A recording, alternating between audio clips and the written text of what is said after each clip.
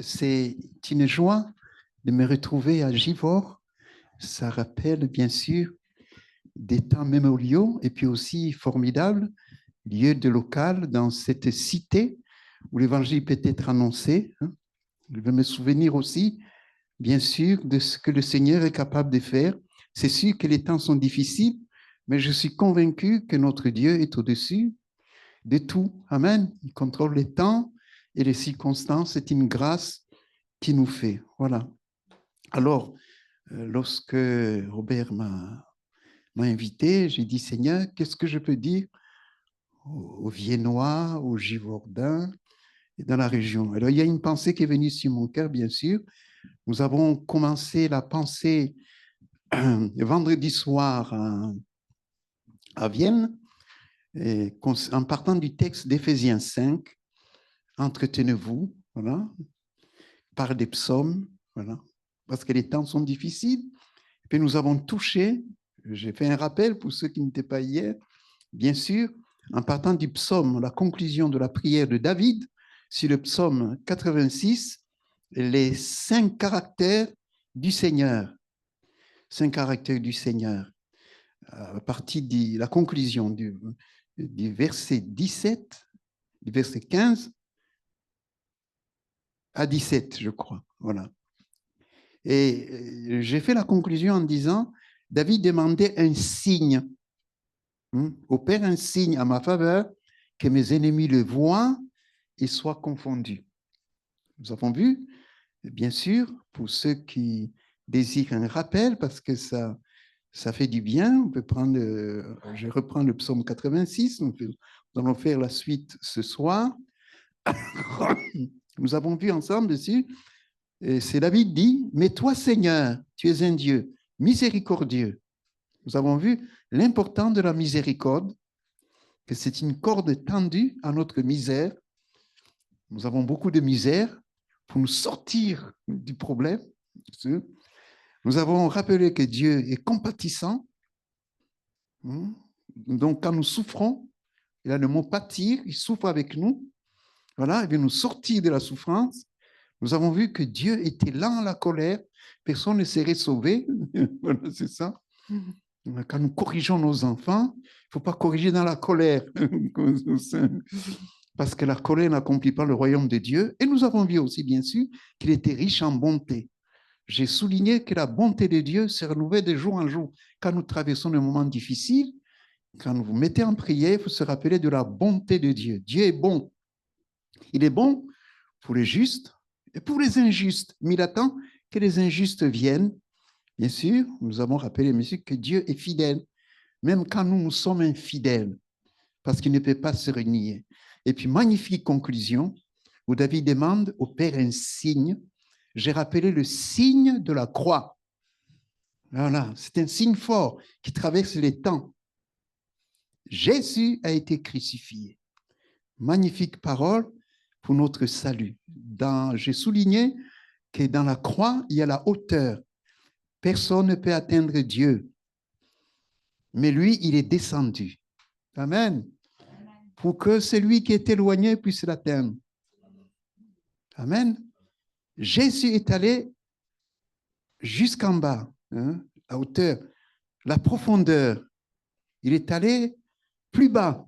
Quand je pense à celui qui est plus bas, je donnerai l'exemple de cet homme possédé d'une légion de démons. Il était perdu.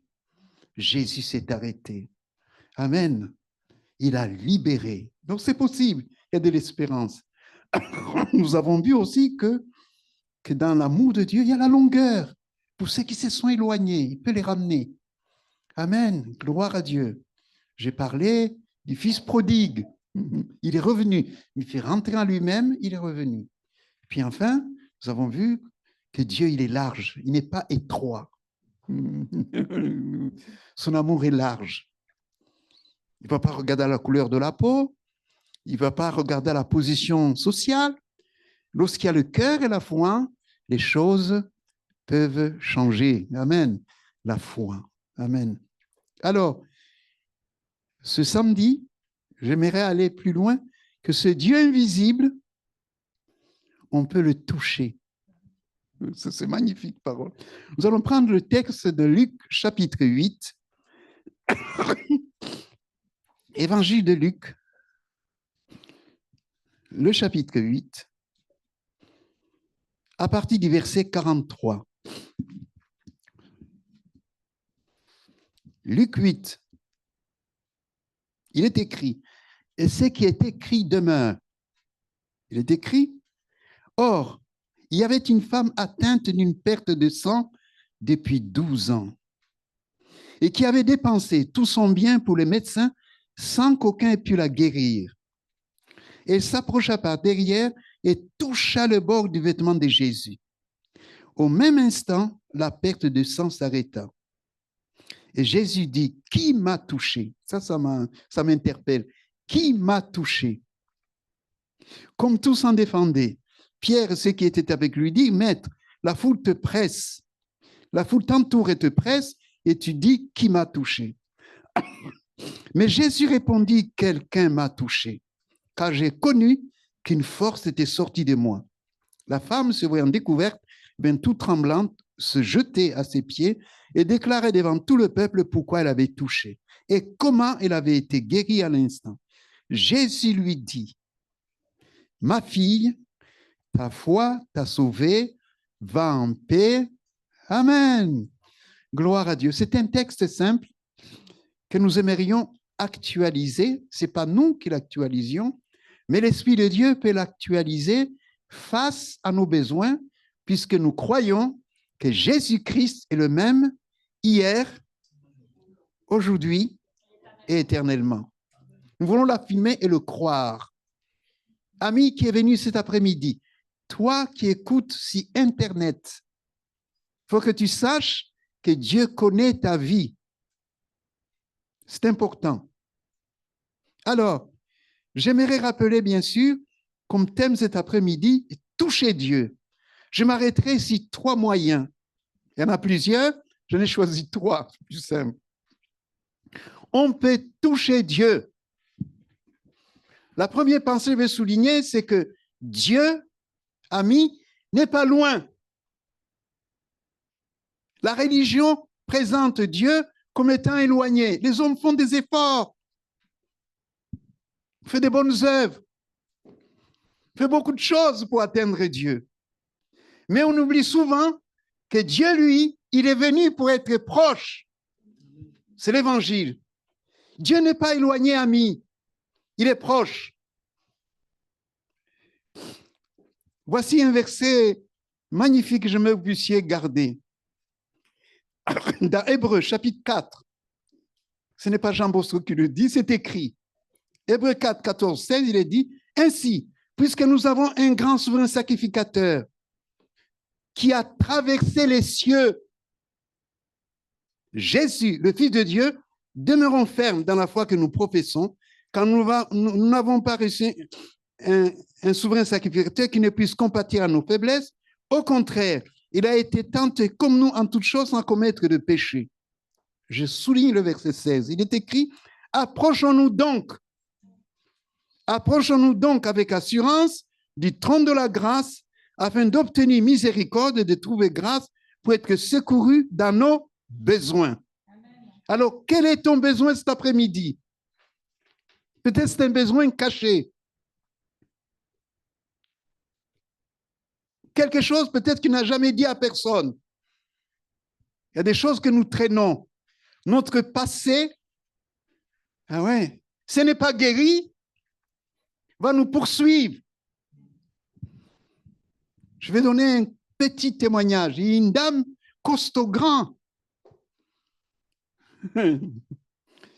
Et quand elle dormait la nuit, elle était agitée parce qu'il y avait des souris qui passaient.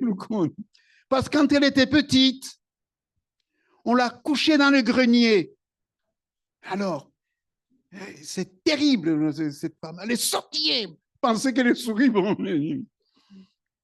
Alors le monsieur est venu, lui a dit, mais madame, la souris, tu peux l'écraser.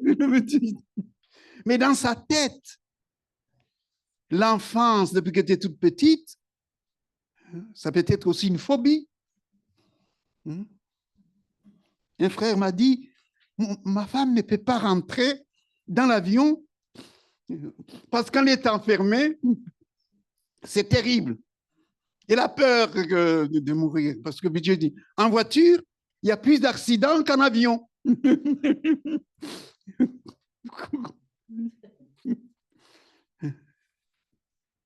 J'ai fait un voyage dans le Pacifique il y a très longtemps, bien sûr, pour annoncer l'évangile.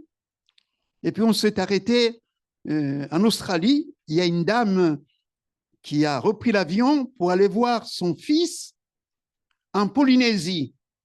On a traversé un endroit, ça s'appelle le triangle de Bermude. Les avions, bouh, bouh, bouh. Alors la pauvre me dit, on va mourir, je ne vais pas monter dans l'avion. Alors, comme elle était à côté de moi, j'ai dit, madame, vous inquiétez pas, on arrivera à destination. Elle me dit, pourquoi? Je dis, si, parce qu'on m'avait volé.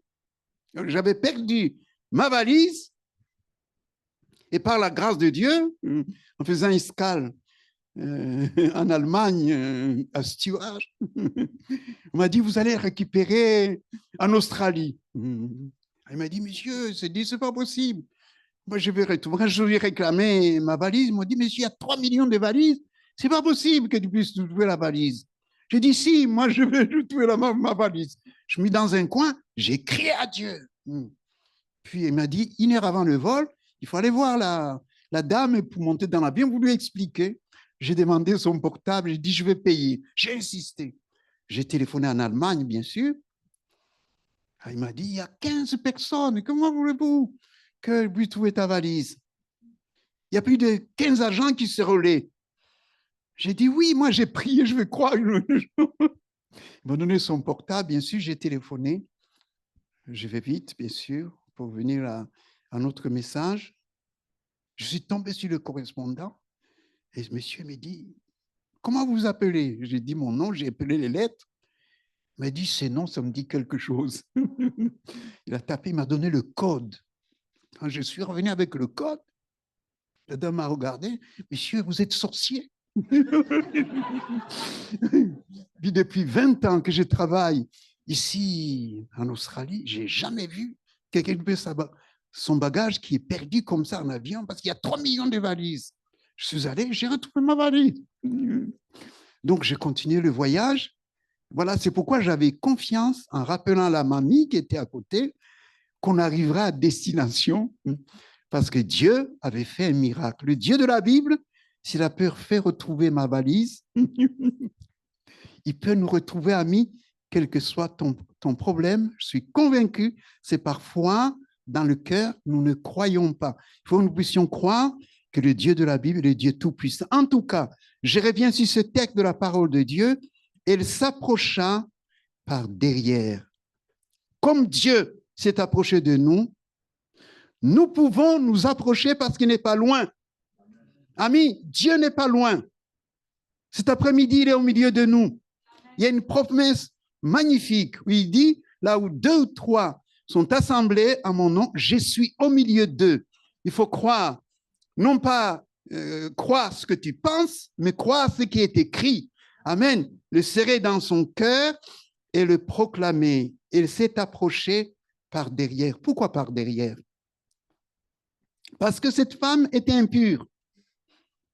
Mais c'est dit, c'est la chance inespérée. Je suis persuadé que lorsque l'évangile est annoncé, Dieu donne une chance. Nous ne prêchons pas des personnes, nous prêchons la personne de Jésus. Amen. Jésus est rempli de compassion. Jésus connaît ton problème. Peut-être il y a des choses qu'il n'arrive pas à résoudre. Si tu pouvais l'inclure dans ton besoin et voir ce qu'il peut faire. Nous s'est approché, sachant, croyant, que c'est toucher le bord du vêtement de Jésus. Amen. Eh bien, son mal trouverait la solution. Et au moment où il a touché le bord du vêtement de Jésus, elle a senti une puissance, non pas pour la détruire, mais pour la guérir. Gloire à Dieu. Amis, Jésus, il est le meilleur des amis. Il est le bon berger. Il est celui qui connaît ton besoin. Si vous pouvez crier à lui avec foi, amen, parce qu'il te veut du bien. Amen, alléluia. Donc, elle a senti. Jésus insiste en disant, quelqu'un m'a touché. C'est pourquoi j'ai dit cet après-midi, quelqu'un, cet après-midi, peut toucher Jésus. Amen. Il veut toucher ta maladie. Il veut toucher ta souffrance. Il veut toucher ta peine. Il veut toucher ton inquiétude. Pour que cette inquiétude soit enrayée. Ah oui. Je vous assure, un jour, Jésus a touché ma vie. J'ai entendu l'évangile dans la bonne ville de Montpellier. Je suis venu parce qu'un copain m'avait dit, écoute, va écouter l'évangile. C'est la puissance de Dieu. J'ai dit, croyez pas du tout à la religion. C'était pas du tout ma tasse de thé. Mais comme j'avais vu ce garçon, sa vie avait changé, je suis quand même allé. Je me suis assis au fond de la salle. Et le prédicateur a annoncé Jésus. Je n'oublierai jamais le message. Quand j'étais tout petit, notre maman, ma maman, est partie dans la gloire, bien sûr,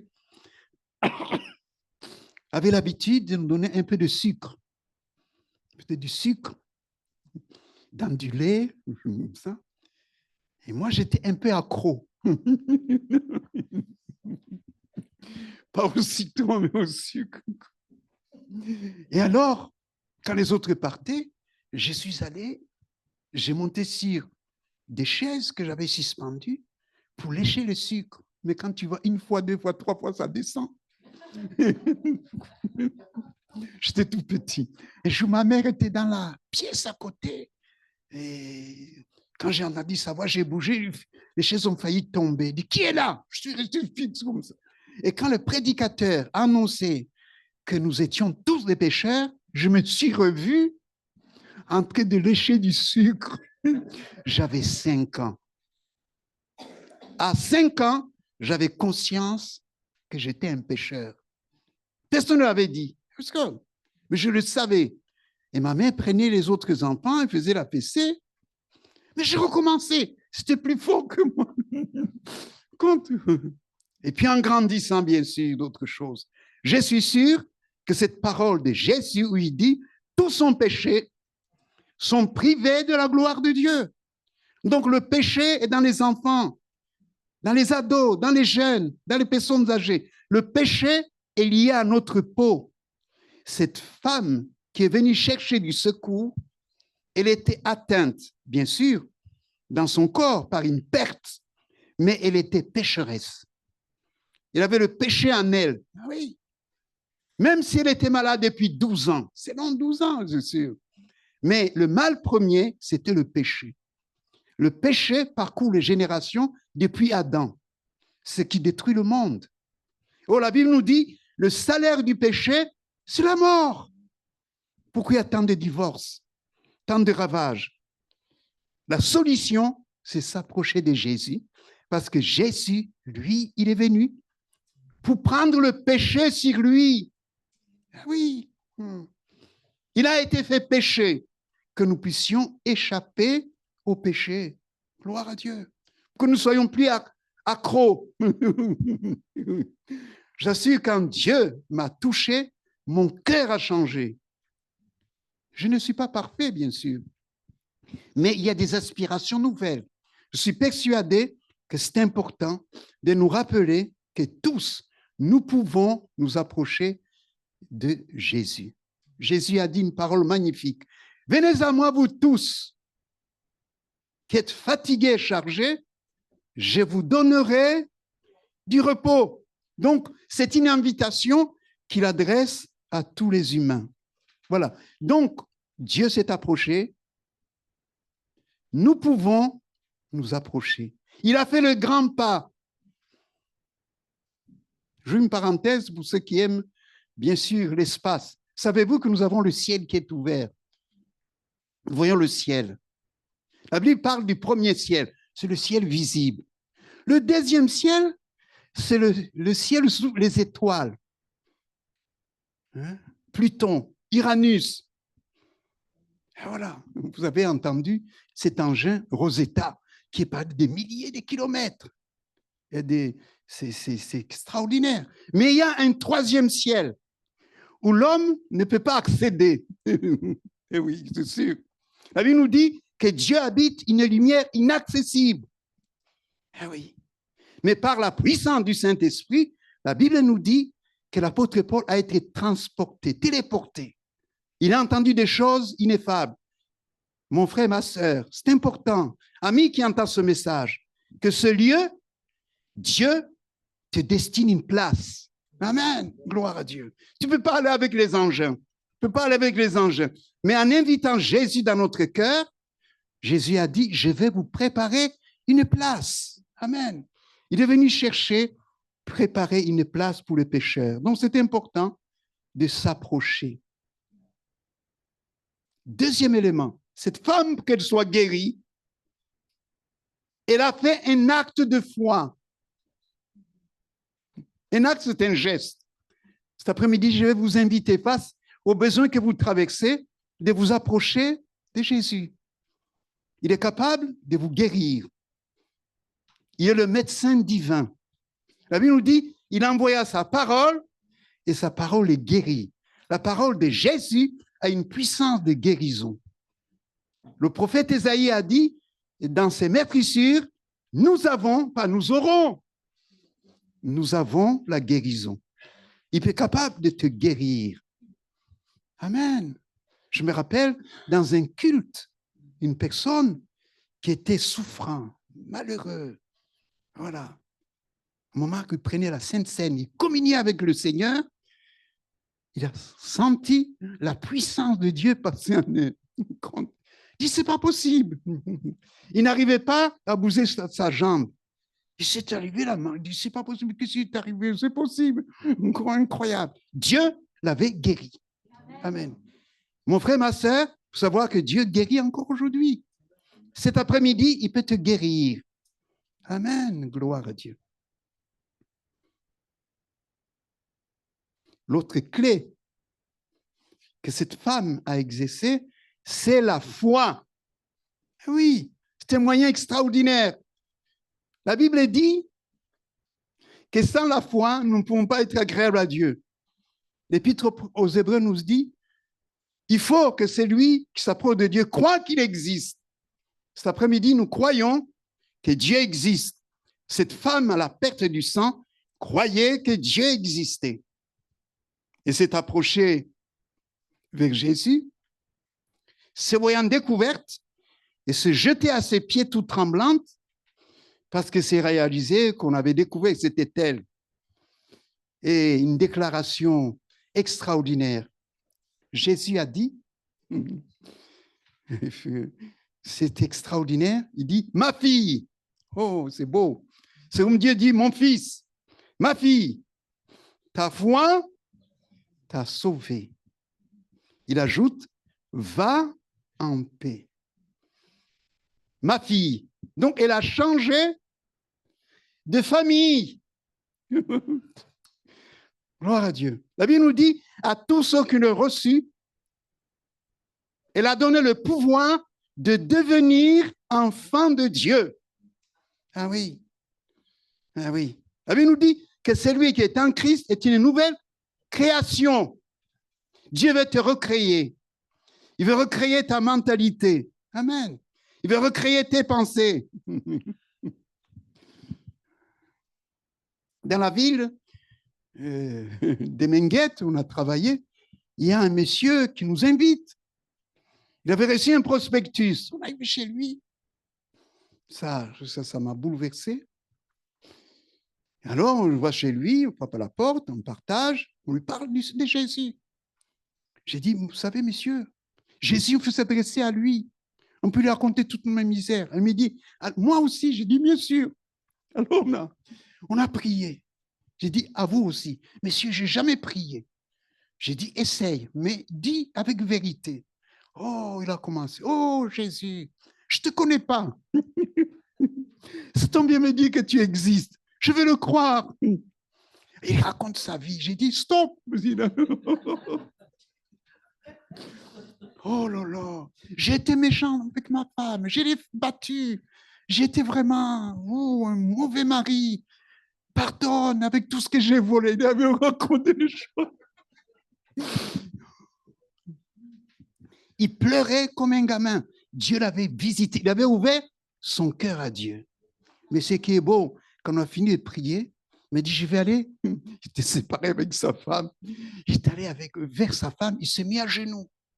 Il dit, chérie, je viens vers toi, non pas que tu reviennes vers moi. Je viens vers toi pour que tu me pardonnes avec tout ce que je t'ai fait. Excuse-moi. Dieu a changé ma vie. Dieu a changé ma vie. Et cette femme est venue un jour au culte, à Saint-Pont. Elle dit, monsieur, qu'est-ce que vous avez donné à mon mari? C'est plus le même. Est-ce que ce n'est pas un piège? Tu vois comme ça. Et oui, le foyer s'est reconstruit. La femme est venue. Et oui, Dieu fait des choses extraordinaires. Cet homme a ouvert son cœur à Dieu. Tout est possible. Amen.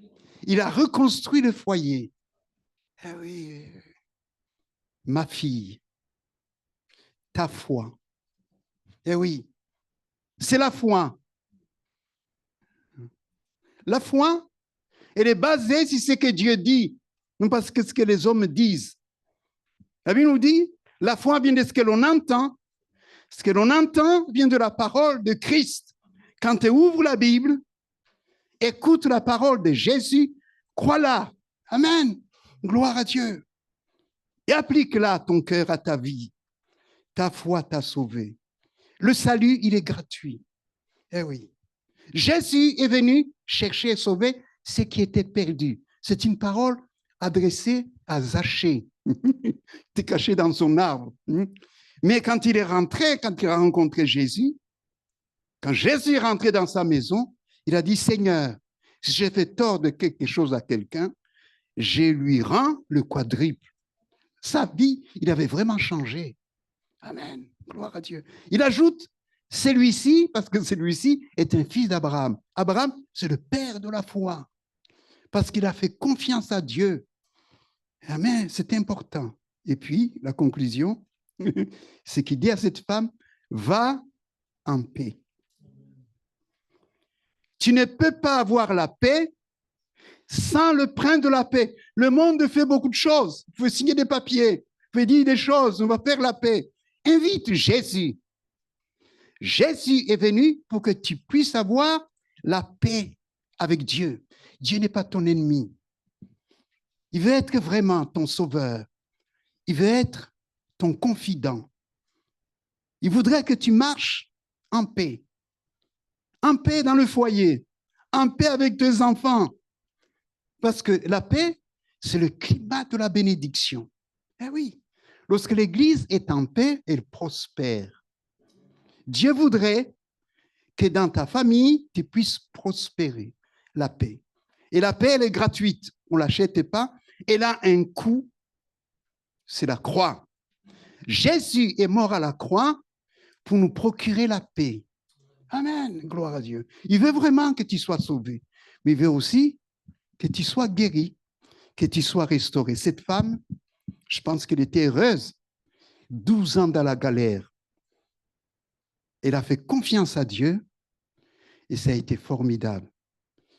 J'aimerais que ce soit formidable, puisque Jésus a dit qu'il m'a touché. Ami, je t'invite, tu peux toucher Jésus si tu crois à ce que nous venons de partager.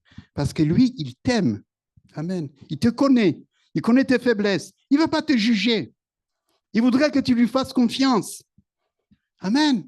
Il voudrait rentrer dans ta vie. Tu commences une nouvelle page. Amen. Gloire à Dieu. Le passé, il est passe. Amen. Pour qu'une vie nouvelle puisse commencer. Si tu fais ainsi, tu seras heureux. Parce que le bonheur, c'est de donner sa vie à Dieu qui va nous donner un sens. Amen. Gloire à Dieu. Jésus a dit, je suis le chemin. Amen. La vérité et la vie.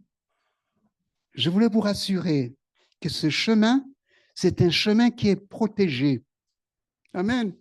Il est protégé par Dieu lui-même. Il y a une garantie divine. Si tu es confiant en lui, tu vas triompher.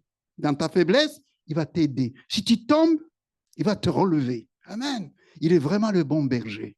Gloire à Dieu. Que son nom soit béni. Nous allons nous recueillir.